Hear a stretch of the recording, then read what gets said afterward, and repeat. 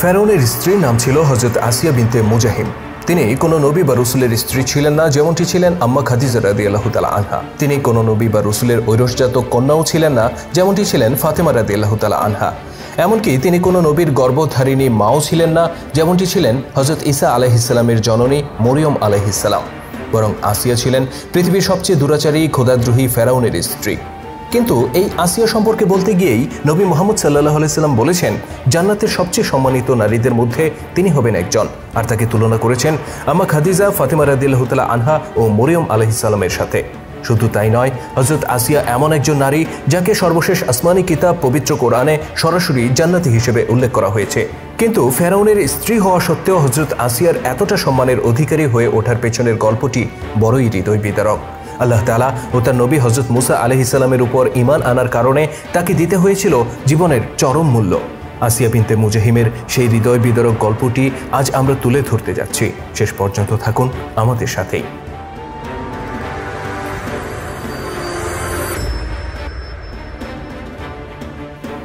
ফেরাউন দ্বিতীয় রামেসিস ছিল অহংকারী, অত্যাচারী আর কঠোর প্রকৃতির মানুষ।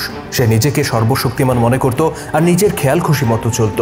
ফেরাউন কিভাবে তার সীমা লঙ্ঘন করেছিল এবং পরিণামে ধ্বংস হয়েছিল তা আমরা বিস্তারিত তুলে ধরেছি পূর্ববর্তী ভিডিওতে। আপনি যদি ভিডিওটি দেখে না থাকেন তাহলে ডেসক্রিপশন বা আই বাটনে দেওয়া লিঙ্কে গিয়ে দেখে আসতে পারেন। এদিকে আসিয়া ছিলেন জন্মগতভাবেই মিশরের এক ধনাঢ্য পরিবারের মেয়ে। তার বৈশিষ্ট্য ছিল ফেরাউনের ঠিক বিপরীত। তিনি ছিলেন দয়ালু ও কোমল হৃদয়ের অধিকারিণী, রূপে ও গুণে অতুলনীয় এক নারী। কিন্তু তার এই রূপ সৌন্দর্যই তার জন্য কাল হয়ে দাঁড়ায়। ফেরাউন দ্বিতীয় রামেসিস এক প্রকার জোর করেই তাকে বিয়ে করে। ফেরাউন ও আসিয়ার পারিবারিক জীবন নিয়ে বহু ধরনের মিথ প্রচলিত আছে। কেউ কেউ দাবি করেন ফেরাউন ছিল নপুংসক, কেউ আবার বলেন তার এমন কোনো রোগ হয়েছিল যার কারণে স্ত্রীর সাথে মিলিত হওয়ার ব্যাপারে চিকিৎসক তাকে নিষেধ করে দেয়। তবে কারণ যাই হোক না কেন, এটা ঐতিহাসিকভাবে সত্য যে ফেরাউন ও আসিয়া ছিলেন নিঃসন্তান। আর আসিয়ার এই সন্তানের অভাব পূরণ করেছিল নীল নদে ভেসে আসা এক শিশু। একদিন রাজপ্রাসাদের ঘাটে গোসল করার সময় প্রাসাদের নারীরা ঝুড়িতে করে এই শিশুকে ভেসে আসতে দেখে। তারা যখন ফেরাউন ও আসিয়ার কাছে তাকে সুপর্দ করে তখন ফেরাউন তাকে হত্যা করতে চায়, কেননা তার আশঙ্কা হচ্ছিল এই শিশু হয়তো বনি ইসরায়েলি ঘরে জন্ম নেয়া কোনো সন্তান। আর ফেরাউন জানত বনি ইসরায়েলি ঘরে জন্ম নেয়া এক শিশু তার ধ্বংসের কারণ হবে। কিন্তু আসিয়া বলেন, ওহে রামেসিস, তুমি আমাকে মাতৃত্বের স্বাদ থেকে বঞ্চিত করেছ, আমাকে কোনো সন্তান উপহার দিতে ব্যর্থ হয়েছ। অতএব এই ফুটফুটে শিশুকে আমি আমার সন্তান হিসেবে গড়ে তুলব, তা তোমার পছন্দ হোক কিংবা অপছন্দ। আসিয়ার ব্যক্তিত্বের কাছে হেরে যায় ফেরাউন দ্বিতীয় রামেসিস। পবিত্র কোরআনে আল্লাহ তাআলা বলেন, ফেরাউনের স্ত্রী বলল, এই শিশু আমার ও তোমার নয়নমণি হবে, তাকে হত্যা করো না, এ আমাদের উপকারে আসতে পারে, অথবা আমরা তাকে পুত্র করে নিতে পারি। অতঃপর আসিয়া শিশুটির নাম রাখেন মুসা। মায়ের স্নেহ ভালোবাসা দিয়ে তিনি তাকে বড় করে তোলেন। কিন্তু তিনি জানতেন না যে তার পালিত এই পুত্র একদিন হয়ে উঠবে মানব ইতিহাসের শ্রেষ্ঠতম পুরুষদের একজন, পাবে রিসালাতের মহান দায়িত্ব।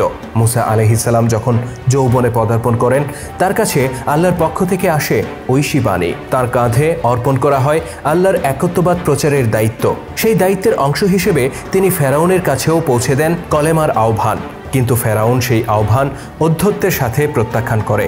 সে বলে, আমি এই মিশরের বাদশাহ, সুতরাং আমি এই মিশরের জনগণের খোদা, আমি তাদের শাসক আর আমি তাদের রিজিক দাতা, আমি তাদের প্রতিপালক আর আমি তাদের ত্রাণকর্তা। এভাবে সে নিজেকে খোদার সাথে তুলনা করে আর মুসা আলাইহিস সালাম ও তার উপর ঈমান আনয়নকারী বনি ইসরায়েলিদের উপর অত্যাচার শুরু করে দেয়। কিন্তু মুসা আলাইহিস সালামের এই একত্ববাদী ধর্মের আহ্বান যখন তার পালক মাতা আসিয়া বিনতে মুজাহিমের নিকট পৌঁছে, তিনি অকপটে তার প্রচারিত ধর্ম গ্রহণ করে নেন। তিনি জানতেন তার এই সিদ্ধান্তের কারণে তিনি রাজপ্রাসাদের প্রাচুর্য আর বিলাসিতা থেকে চিরদিনের জন্য বঞ্চিত হবেন, এমনকি তার উপর নেমে আসতে পারে নিষ্ঠুর নির্যাতন। তথাপি তিনি সকল ভয় উপেক্ষা করে মহাসত্যের আহ্বানে সাড়া দেন। আসিয়ার সেবিকাদের মধ্যেও কেউ কেউ মুসা আলাইহিস সালামের প্রচারিত ধর্মের প্রতি বিশ্বাস স্থাপন করেন। ফেরাউনের কাছে যখন এই খবর পৌঁছে যে তার স্ত্রী মুসা আলাইহিস সালামের প্রচারিত ধর্ম গ্রহণ করেছে, তখন সে প্রচণ্ড ক্রোধে ফেটে পড়ে। তবে শুরুতেই সে তার স্ত্রীর প্রতি কঠোরতা দেখায় না। সে চেষ্টা করে বলে কয়ে যদি তাকে ফিরিয়ে আনা যায়। কিন্তু ফেরাউনের কোনো অনুরোধ, উপদেশ কিছুই কাজে আসে না। অতঃপর সে কঠোরতা দেখাতে শুরু করে। আসিয়ার যে সেবিকারা আল্লাহর উপর ঈমান এনেছে তাদের উপর সে শুরুতে নির্যাতন করে। এক পর্যায়ে আসিয়ার চোখের সামনেই তাদেরকে হত্যা করা হয়, যেন তিনি ভয়ে নতুন বিশ্বাস থেকে ফিরে আসেন। কিছু কিছু বর্ণনাতে বলা হয়েছে আসিয়ার ঈমানদার সেবিকাদেরকে তেলের ফুটন্ত কড়াইয়ে ডুবিয়ে হত্যা করা হয়, তথাপি তারা ঈমান থেকে সরে আসে না। আর ঈমানের প্রতি তাদের এই দৃঢ়তা প্রত্যক্ষ করার পর আসিয়ার হৃদয়ের দৃঢ়তাও বহুগুণ বেড়ে যায়। নিজের চোখে সেবিকাদের নির্মম মৃত্যু দেখার পরেও তিনি একত্ববাদী ধর্ম থেকে সরে আসেন না। স্ত্রীর এই অনমনীয়তা দেখার পর ফেরাউন এবার সরাসরি তার উপর চড়াও হয়।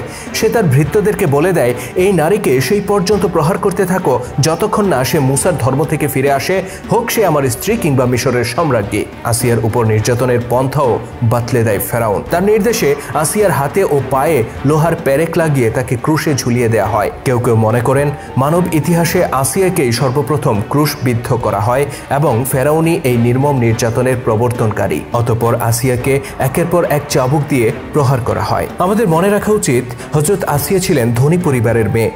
পরবর্তীতে ফেরাউন দ্বিতীয় রামেসিসের সাথে বিয়ে হলে তিনি হয়ে ওঠেন মিশরের সম্রাজ্ঞী। জীবনে কোনোদিন ব্যথা যন্ত্রণা তাকে স্পর্শ করতে পারেনি। সেই আসিয়ার হাতে পায়ে যখন পেরেক বিদ্ধ করা হয়, তার উপর যখন উপর্যুপরি চাবুকের আঘাত পড়তে লাগে, তিনি যন্ত্রণায় কাতরাতে শুরু করেন। কিন্তু এই যন্ত্রণা তাকে তার নতুন বিশ্বাস থেকে এতটুকু টলাতে পারেনি। আসিয়ার দৃঢ়তা যতই বাড়তে থাকে, ফেরাউনের নির্যাতনের মাত্রাও তত বাড়তে থাকে। আর ফেরাউনের নির্যাতনের মাত্রা যত বাড়তে থাকে, আসিয়ার দৃঢ়তাও তত বাড়তে থাকে। এভাবে নির্যাতনের মাত্রা এক পর্যায়ে চূড়ান্ত রূপ লাভ করে আর তা সহ্যের সীমা ছাড়িয়ে যায়।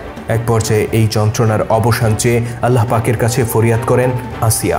এ ব্যাপারে পবিত্র কোরআনে বিবৃত হয়েছে, সে প্রার্থনা করেছিল, হে আমার প্রতিপালক, জান্নাতে তোমার সান্নিধ্যে আমার জন্য একটি ঘর নির্মাণ করে দাও আর আমাকে মুক্তি দাও ফেরাউন ও তার দুষ্কর্ম থেকে, সেই সাথে নিষ্কৃতি দাও এই জালিম সম্প্রদায় থেকে। ইবনে কাসিরে বর্ণিত হয়েছে, এই দোয়ার সাথে সাথে আল্লাহর নির্দেশে আসিয়ার চোখের পর্দা সরিয়ে দেয়া হয়। তিনি দেখতে পান জান্নাতে তার জন্য নির্মিত এক জৌলুসময় প্রাসাদ, আর এই দৃশ্য অবলোকন করার পর তার মুখে ফুটে ওঠে হাসির রেখা। এদিকে চরম নির্যাতনের মাঝেও আসিয়ার মুখে হাসি দেখে ফেরাউনের ক্রোধ আরও বেড়ে যায়। সে বলে ওঠে, এই নারী পাগল হয়ে গিয়েছে, আমরা তাকে এত কষ্ট দিচ্ছি আর সে কিনা এখনো হাসছে।